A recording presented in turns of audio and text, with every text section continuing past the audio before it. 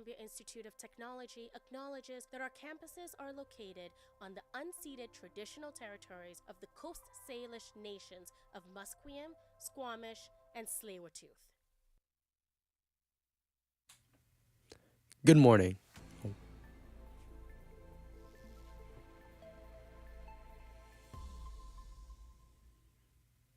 Good morning. I'm Mark Zhuang, and here are your news headlines at 10:30.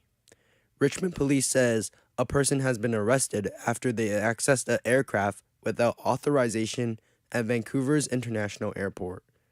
Richmond RCMP says officers were called to the airport after the incident at about 4 a.m. Monday. The detachment says in a news release that the response involved specialized police resources as well as staff at the airport, but did provide more circumstances at around the security breach.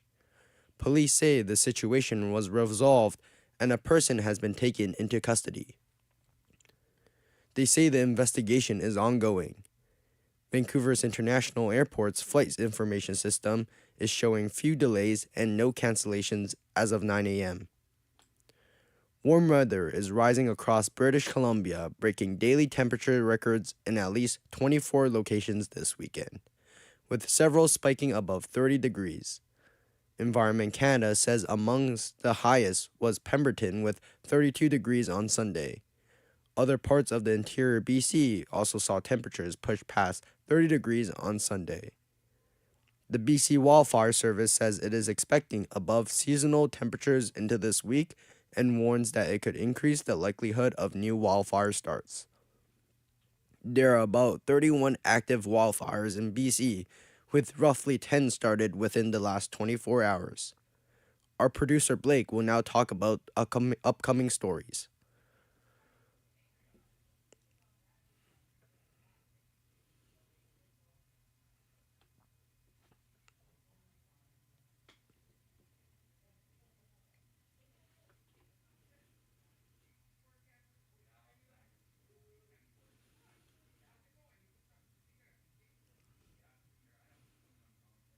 The federal government is providing $1.5 billion in tariff relief funding in response to the U.S. widening its tariff criteria in April. The new money includes a new $1 billion program under the Business Development Bank of Canada, as well as a $500 million top-up for the Regional Tariff Response Fund. Artificial Intelligence Minister Evan Solomon says the money helps to keep workers employed now, while helping companies adapt and move into new markets. Industry Minister Melanie Joe says the new funding is meant to shore up factories hit by U.S. tariffs affecting the export of products containing steel, aluminum, and copper. It's not just about surviving disruptions, but let's face it, we're in a tariff war, we've got to do that. It's about creating more innovative, stronger, more resilient, more competitive companies. Canadian manufacturers are resilient. Our workers are skilled. Our businesses are ready to compete globally when they have the right support. The United Arab Emirates said it is under attack by Iran for the first time since a fragile ceasefire took hold in early April. The attacks Monday appeared to be in response to U.S. President Donald Trump's latest efforts to reopen the Strait of Hormuz. The U.S. military says the two American-flagged merchant ships successfully transited the strait Monday. The UAE later said Iran has launched 4 cruise missiles and that an Iranian drone has sparked a fire on a key oil facility that injured 3 people. The British military reported 2 cargo vessels were on fire off of UAE's coast.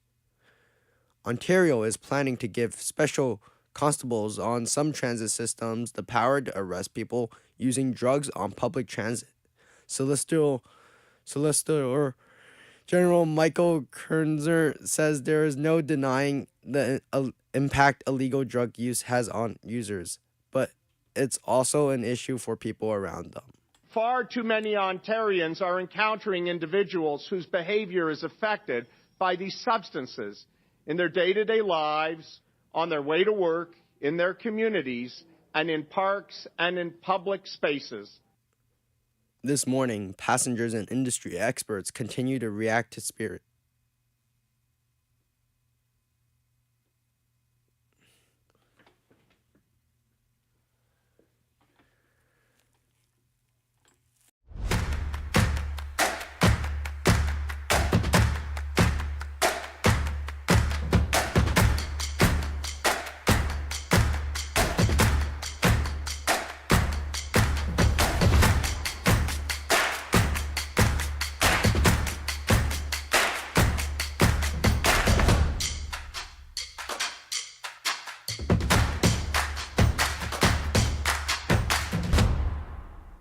Everything is changing to digital. Everything is online. People aren't just waiting for the 6 o'clock news anymore. People want their news right now. They want to be able to go onto their smartphone, onto the internet, and see the news that they want to see. Vancouver is growing at, a really rapid rate, the Lower Mainland even, and with the tools that we're given here, we're able to cover all of that. Welcome to BCIT Magazine. I'm Radhika Sikakane. In the program, they really leave it up to you. I mean, the help is there when you need it, figuring out how to use the programs like Premiere, Audition, and figuring out how to use the cameras. But it's up to you to sort of experiment and figure out what you can do when you go out in the field. They brought candles and flowers to remember the student who lost her life yesterday. Theresa May says the international community condemns Moscow. They really make sure that you know the basics and you are able to put out a quality product. I'm Brady Tretnero. And I'm Radhika Sikakane. Thank you for tuning in to BCIT Magazine.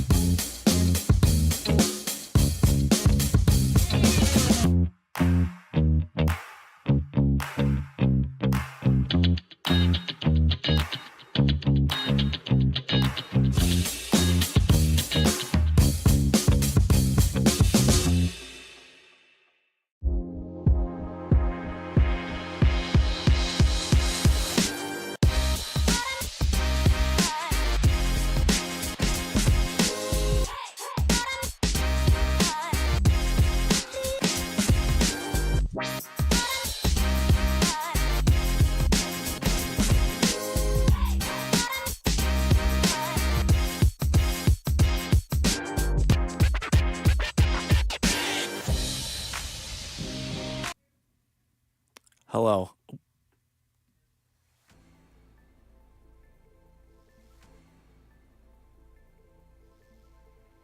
Hello, I'm Robbie Parker, and this is Sports at 1040. In hockey, the Montreal Canadiens and Tampa Bay Lightning finished out their series in the first round after a Game 7 2-1 win by Montreal. Montreal set an NHL playoff record by winning with only 9 shots on goal, as the final shots were 29-9 Lightning. Canadian goalie Jacob Dolbesch expressed how he felt after making 28 stops in the win. I don't know, I still cannot really process everything that's happening. Just inside I'm really happy, but I think it's going to kick in later. Dream big, I guess. I don't know, that's, I always been a dreamer, always wanted these moments, and this is definitely one of the coolest games and situations I've ever been. The Canadiens move on to play the Buffalo Sabres with Game 1 starting on Wednesday. Also last night, the Minnesota Wild and Colorado Avalanche kicked off Game 1 of their Round 2 series. Hughes all the way across, broken up. McKinnon! Got it! Make it 9 for Colorado! 9-6 was the final score in what was a shootout between the two teams. It looks to be a preview of what the series will bring, as both teams have talent everywhere. In front office news, the Maple Leafs hired John Chayka for their general manager position and Maple Leafs legend Matt Sundin as senior executive advisor for hockey operations, as they look to turn things around following a lackluster season. The Canucks' future will be decided tomorrow as the NHL's draft lottery takes place at 4 p.m. Vancouver holds the best odds at 25% to get the first overall pick, as they finish last placed in the league. The lowest they can fall is to third overall in the draft. If they were to get the first overall pick, it would be the first time in franchise history and give them the opportunity to draft Gavin McKenna. Now to basketball, the Toronto Raptors are out of the playoffs after losing Game 7 to the Cleveland Cavaliers. It was a hard-fought series between the two teams as the Raptors pushed a strong Cavs team to the very end, without starters Brandon Ingram and Emmanuel Quickley. Toronto native RJ Barrett, who hit the game-winning shot in Game 6, had positive things to say about the team's effort. How hard we played, also how hard we played, one, with having a lot of guys that literally had no playoff experience at all, being down one starter, being down 2 starters. Guys just came in and gave it their all. Former and longtime president and general manager of the Raptors, Masai Ujiri, has been hired by the Dallas Mavericks to be the team's next president. Ujiri joined the Raptors in 2013, becoming the general manager, and helped build a team that saw 7 consecutive playoff appearances and an NBA championship in 2019. Masai was let go from the Raptors in 2025 as ownership wanted to go another direction after 12 years. Now in baseball, the Toronto Blue Jays finished off their 4-game series against the Twins with a 4-3 loss yesterday. The Jays and Twins split the series 2-2. Toronto now heads to Tampa Bay to play the Rays in a 3-game series with first pitch today at 3:40. Locally, the Vancouver Canadiens ended up winning their in-season series 2-1 over the weekend at Nat Bailey Stadium against the Hillsborough Hops.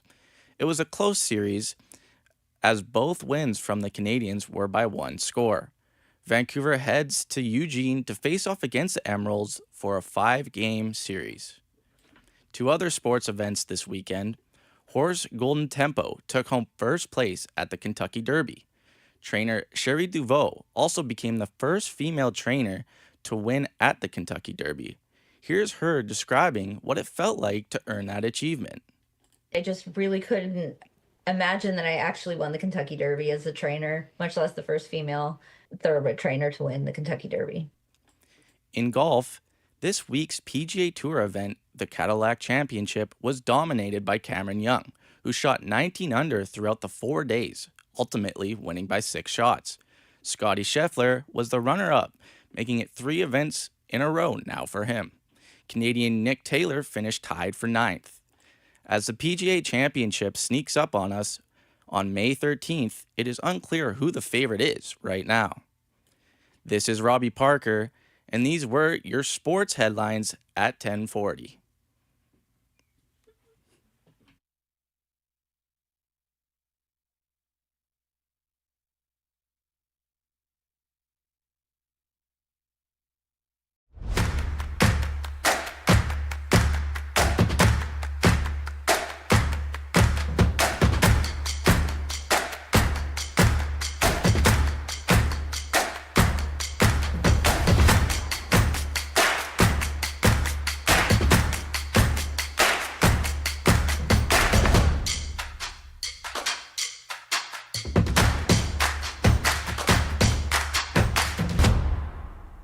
Everything is changing to digital. Everything is online. People aren't just waiting for the 6 o'clock news anymore. People want their news right now. They want to be able to go onto their smartphone, onto the internet, and see the news that they want to see.